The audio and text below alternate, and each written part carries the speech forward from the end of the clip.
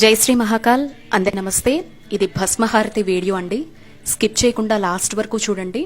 మన జ్యోతిర్లింగాల్లో మధ్యప్రదేశ్లో కొలువై ఉన్నటువంటి ఉజ్జయిని మహాకాళేశ్వరుడి దగ్గరకు వెళ్ళిన తర్వాత ఖచ్చితంగా ప్రతి ఒక్కరూ వాళ్ళ జీవితంలో ఒక్కసారైనా చూడాలి అని పరితపించేటువంటి భస్మహారతి అండి.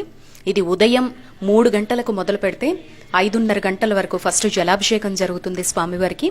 ఆ తర్వాత చితాభస్మంతో కూడుకున్నటువంటి అభిషేకం అన్నమాట. అసలు మన ప్రపంచంలోనే ఎక్కడ కూడా ఏ శివాలయంలో కూడా ఇటువంటి భస్మహారతి ఉండదండి. సో దీని తర్వాత మిగతా భారతదేశంలో కావచ్చు, కొన్ని ప్రాంతాల్లో కావచ్చు భస్మహారతి వంటివి పెట్టారు. కానీ శ్మశానంలో చివరి మృతదేహంకి సంబంధించినటువంటి భస్మం ఏదైతే కాలి ఉంటుందో అది అప్పటికప్పుడు ఫ్రెష్గా తీసుకొచ్చి స్వామివారికి ఉదయాన్నే బ్రహ్మ ముహూర్తంలో చేసేటువంటి అత్యంత కనులకు విందుగా కైలాసంలోనే మనమంతా కూర్చున్నామా అనిపించేంత అనుభూతినిచ్చేటువంటి భస్మహారతి అండి ఇది.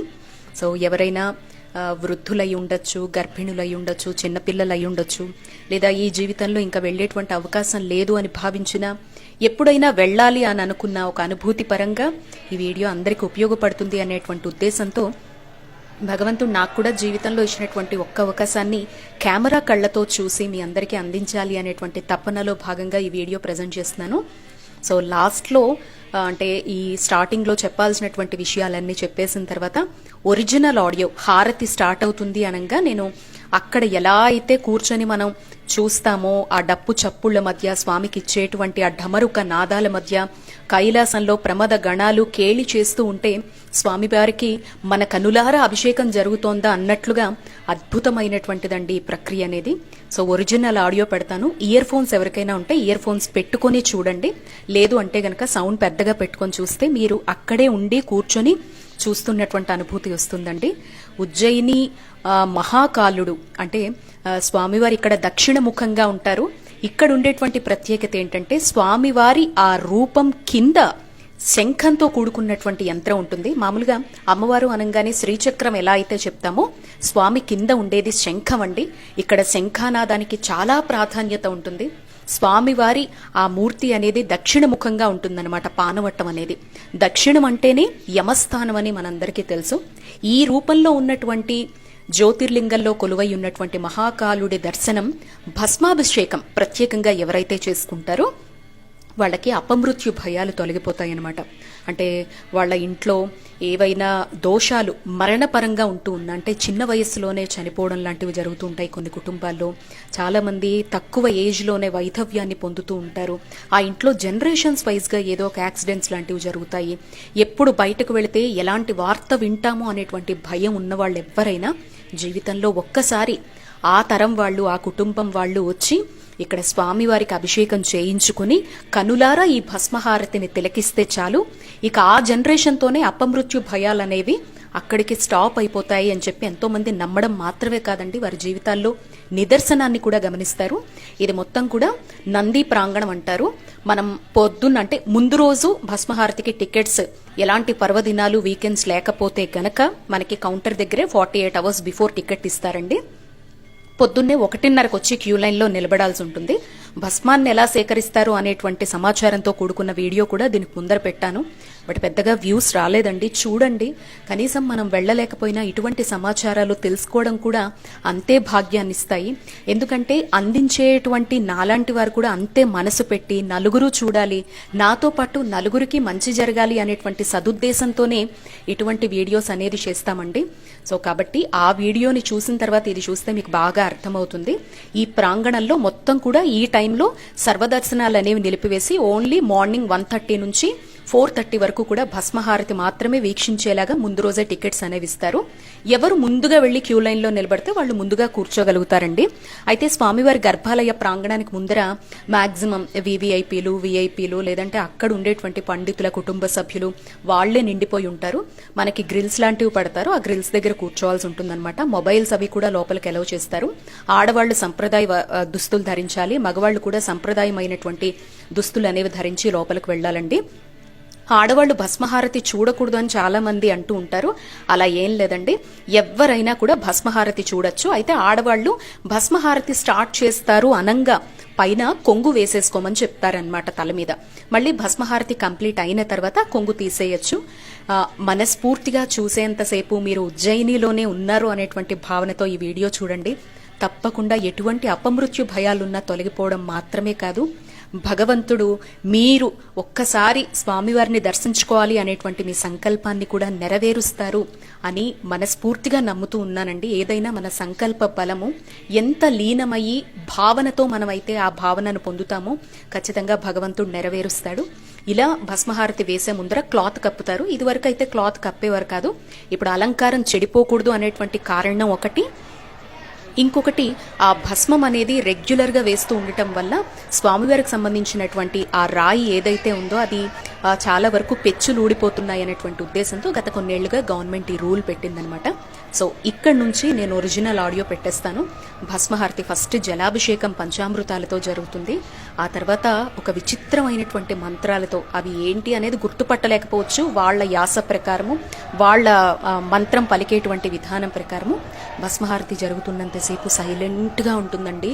ఎంత బాగుంటుందో ఆ పొగొచ్చి మన దగ్గర తాకుతున్నప్పుడు చాలు స్వామి జన్మకి ఇంతకన్నా కావాల్సింది ఏముంది అని అనిపిస్తుంది.